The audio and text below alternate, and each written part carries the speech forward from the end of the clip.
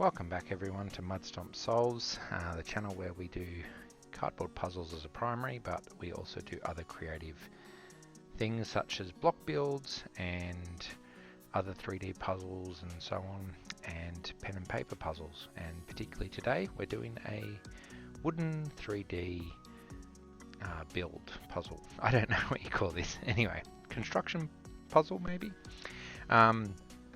So anyway, today what we're having a look at, I'm doing a bit of an audio over the top rather than a face-to-face video, mainly because recording this was kind of a bit of an odd one, and I'm sort of just, figuring this might be the best method to go. So anyway, recently I was shopping at Aldi in Australia, and they had some 3D wooden creations, and I decided to get this one to have a go at. This is a train.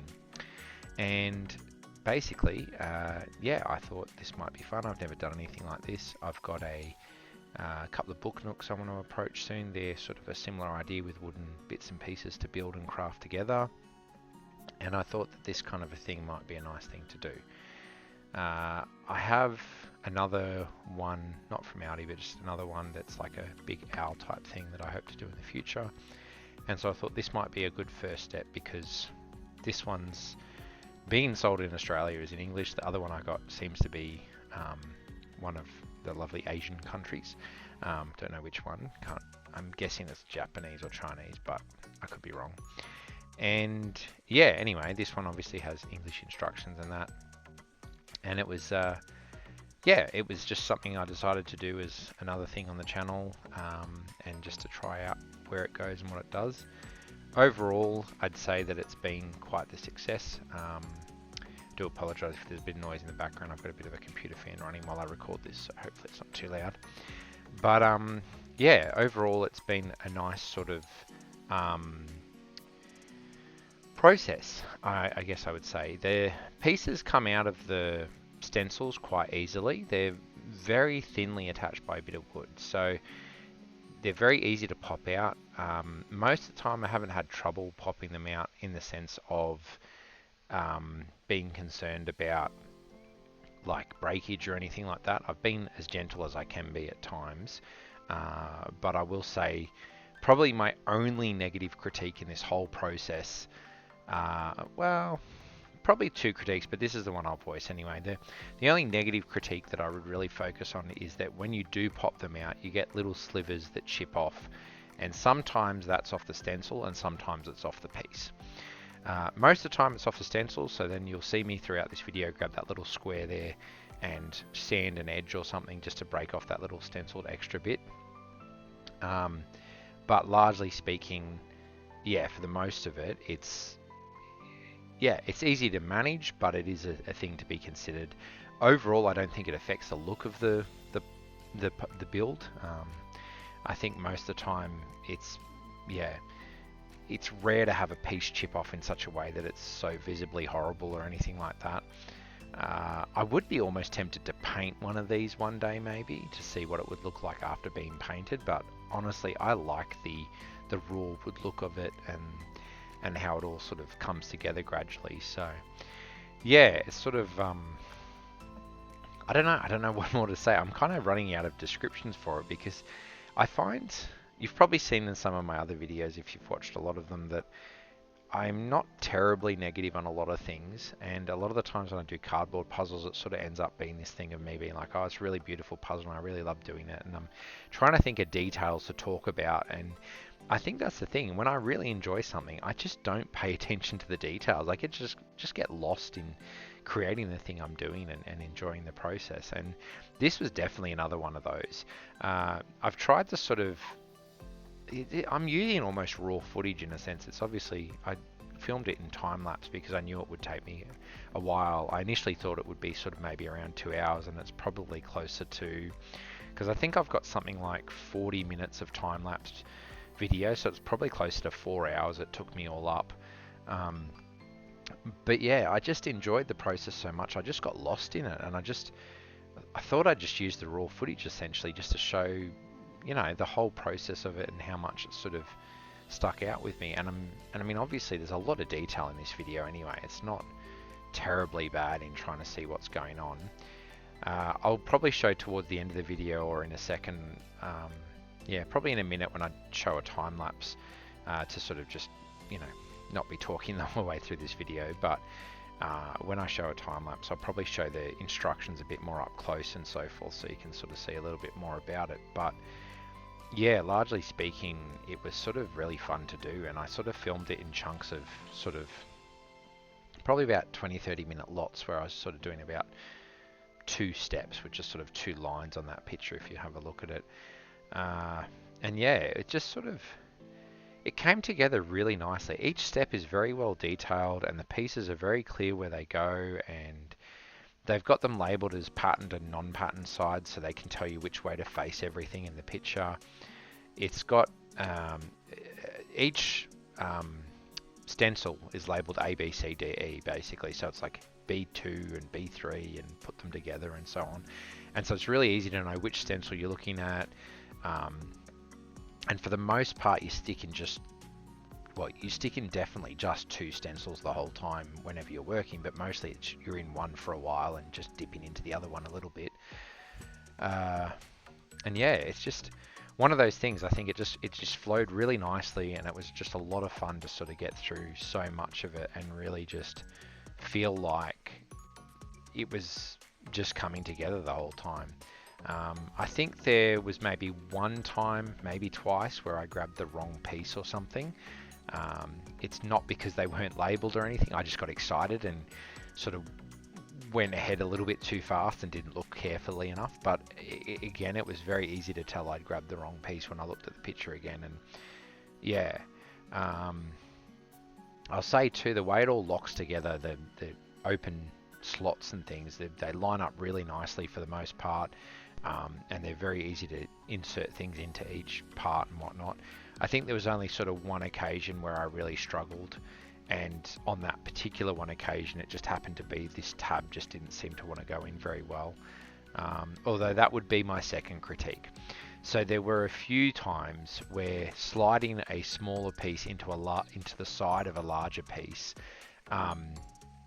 the hole wasn't, I wouldn't say it's too small, but it was very tight. And because this is layered wood, you know, the outer layer would sometimes peel a bit, and so you'd lose a tiny bit in that plugging in of the piece.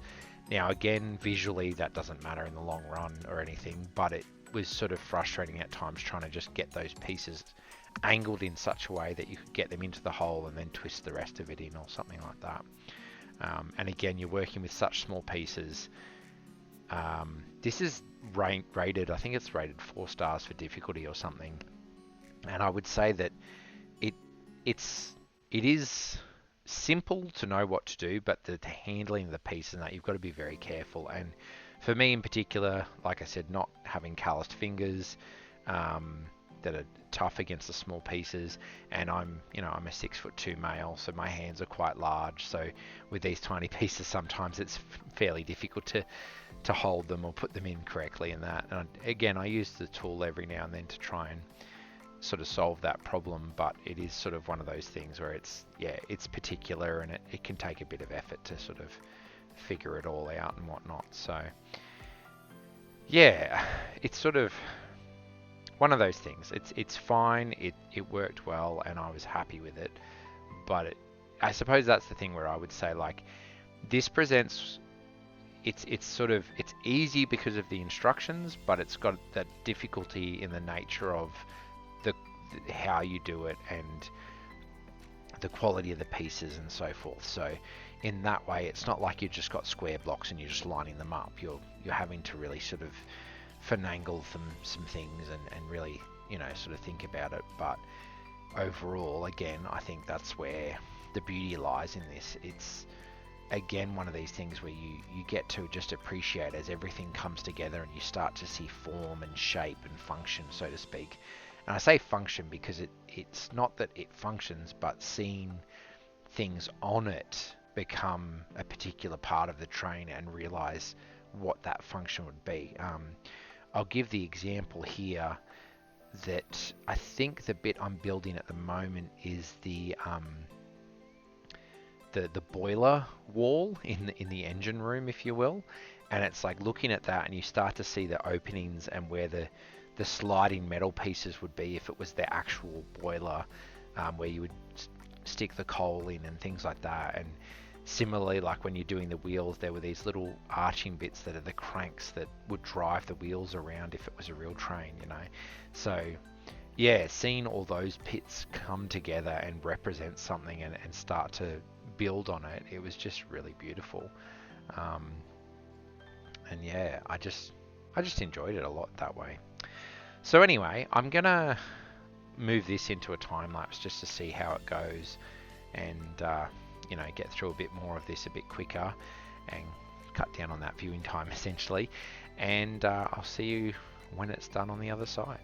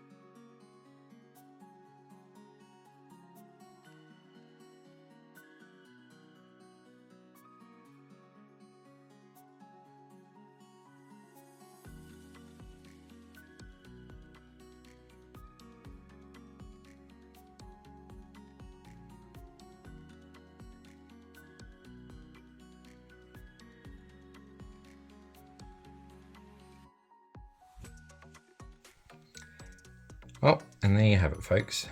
Finishing today with a bit of a top-down video. Just, I don't know, try something different. Hopefully it doesn't look too bad for you. As you can see, it's been quite an intricate sort of build. Overall, I've been really, really impressed with this process. There's been a couple of pieces, like this piece here, for instance, that haven't stuck incredibly well. This one here, unfortunately, is supposed to be flat there, but the tab at the top snapped as I tried to push it in, and I can't pull it out without dismantling a lot, and so I've left it. It's not a great loss. It sits in between the two bits of train, so you don't really see it anyway. Yeah, look, overall, I think this is incredible. I have not done anything like this before. I have a couple more sitting around. There's one that I want to do. It's like a bigger owl or something. And then I've got like book nooks and things. Next video is definitely going to be a book nook. I've got this book nook here ready to go. So this one here. That's an interesting one I'll get into when I get into it. But it's got some really cool stuff in the pack. But for these just basic wooden 3D builds, these are really fun. I was really surprised. I feel like they've come a long way. Maybe it's partly to do with the, sort of more work around laser cutters and things like that, I suppose. But yeah, I was really honestly impressed. Like the balsa wood I'm assuming it's made out of is quite nice. It's fairly light. It's very intricate. The design's lovely. It's just a really fun thing to do. And honestly, if you get a chance to do some of these, I would go for it. As I probably said earlier in the video, I got this one from Aldi. Aldi only puts things out in cycles, so I'm going to be looking out for the next time they do some of this stuff. I definitely want to try and get more of them. It's just a lovely little design, and it was a lot of fun just sort of looking for the right pieces and where to put them and following the instructions. I would definitely not build this without the instructions. But yeah, it's just this very nice little thing. And honestly, like, it's even down to the wheels. Some of the wheels spin, like, it's that sort of crazy. Not all of the wheels, but you know, just a couple of them. So it's sort of like it's built in such a way that it's almost functional. And having the two pieces that you can separate and stuff. My son's already nicked this off my desk and tried to play with it at least once.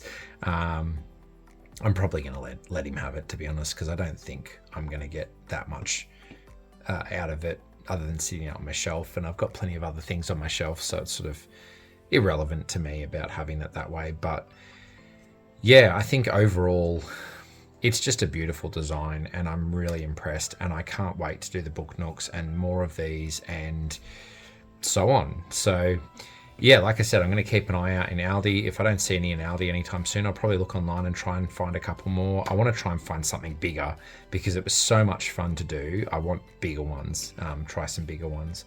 I will say one small thing was my fingertips. I only finished it, I think it was last night.